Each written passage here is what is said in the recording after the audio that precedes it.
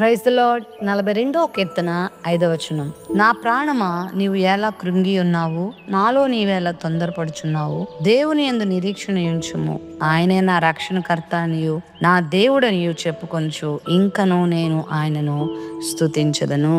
ఈ 42వ కీర్తనను కోరహ కుమారులు రచించారు. కోరహ కుమారుల జీవితంలో వారి ప్రాణము కృంగిపోయినప్పుడు, వారి ప్రాణము సొమ్మసిల్లినప్పుడు వారు చేసినటువంటి పని ఏంటంటే, నువ్వు కృంగిపోవలసిన అవసరం లేదు నా ప్రాణమా, దేవుని యందు నిరీక్షణ ఉంచగలిగితే, ఆయనే నీ రక్షణకర్త, ఆయన నీకు సహాయము అని నువ్వు ఆయన స్తుతించగలిగితే, కృంగిపోయిన నీ ప్రాణం మరలా తెప్పరిల్లుతుంది. ఓడిపోయిన నీ జీవితం మరలా విజయాన్ని చూస్తుంది. ఎండిపోయిన వేసారిపోయిన నీ జీవితం మరలా చిగురు పట్టుట నువ్వు చూడగలుగుతావు. దేవుని యందు ఎవరు నిరీక్షణ ఉంచుతారో, దేవుని యందు ఎవరు నమ్మిక కలిగి ఉంటారో వారి జీవితాలు ఖచ్చితంగా అలా అవుతాయి అనే విషయాన్ని వాళ్ళ అనుభవపూర్వకంగా తెలియజేస్తున్నారు. ఈ రోజు ఈ వాక్య వాగ్దాన్ని వీక్షిస్తున్న నీ జీవితంలో ఏదైనా విషయం అందు ఇంకా లేవలేకుండా ఉన్నావా, నేను ఇంకేమీ చేయలేను, నా జీవితం అయిపోయింది, నేను ఓడిపోయాను, నా బ్రతుకు ఇంత భయంకరమైన స్థితికి వెళ్ళిపోయిందా, ఎటు పోయినా నాకు కష్టాలు ఎదురవుతున్నాయి, నష్టమే ఎదురవుతుంది, సమస్య ఎదురవుతుంది, దుఃఖమే ఎదురవుతుంది, బాధే ఎదురవుతుంది, అవమానమే ఎదురవుతుంది, ఎవరు చూసినా నన్ను అసహించుకుంటున్నారు, ప్రతి మనిషి చేత నేను నిందను అనుభవిస్తున్నాను, నా జీవితం ఉన్నా ఒకటే లేకపోయినా ఒకటే,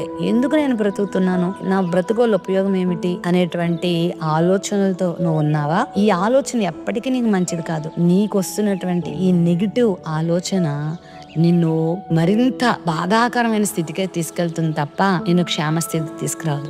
ఈ సమయంలో నువ్వు చేయాల్సిన పని ఏంటో తెలుసా? ఏ స్థితినైనా మార్చగలిగిన దేవుడు నీకున్నాడని నమ్మి ఆ స్థితిలో నుండి మెరుగైన స్థితిలోకి నేను తీసుకెళ్తాడని నువ్వు విశ్వసిస్తే ఇప్పుడే నీ స్థితిగతులన్నీ నువ్వు మార్చుకున్నవాడు అవుతావు, మార్చుకున్న దాని అవుతావు. అహరోని యొక్క చేతి కర్ర ఎండిపోయిన కర్ర, కానీ ఆ మందసం మధ్యలో, ఆ శాసనపు పలకల మధ్యలో ఆ యొక్క కర్ర ఉంచబడినప్పుడు తెల్లారేసరికి ఆ కర్ర చిగురుస్తుంది, పువ్వులు వస్తాయి, బాదం పండ్లు వస్తాయి.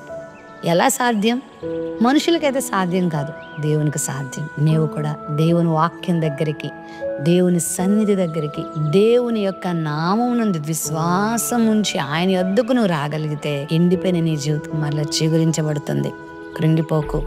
దేవుడు ఏమైనా చేయగలడు, ఎంత అద్భుతమైనా చేయగలడు. రాత్రి నిద్ర పట్టట్లేదా? దుఃఖమే నీకు అన్నపానాలు అయిపోయినాయా? ప్రభు సన్నిధిలో మొరపెట్టు, విశ్వాసంతో ఉండు. నా దేవుడు గొప్పవాడు, నా ప్రభు నన్ను లేపగలడు, నేను మరలా మంచి రోజులు చూస్తాను, నా శత్రువు అణగద్రొక్కబడడం నేను చూస్తాను, నా శత్రువు ఎదుటి దేవుడు నాకు భోజనం సిద్ధపరుస్తాడు, నా శత్రువును నా విషయమై దేవుడు సంతోషింపనేవాడు, నాకే ఆయన సంతోషాన్ని ఇస్తాడు అని నువ్వు వాక్యాన్ని చదువుతూ, వాక్యాన్ని నమ్ముతూ, దేవుని నమ్ముతూ, దేవుని సన్నిధిలో ప్రాధేయపడుతూ ప్రార్థిస్తూ వస్తే ఖచ్చితమైన కార్యాలు చూస్తావు. కోరహ కుమారులు కూడా అట్టి అనుభవం కలిగి ఉన్నారు. కాబట్టే నా ప్రాణమా, నువ్వేం కృంగిపోవద్దు, నాలో నువ్వేం తొందరపడద్దు, దేవుని నిరీక్షణ ఉంచని చక్కగా చెప్పుకున్నట్లు ఈరోజు మనం కూడా చెప్పుకుందామా?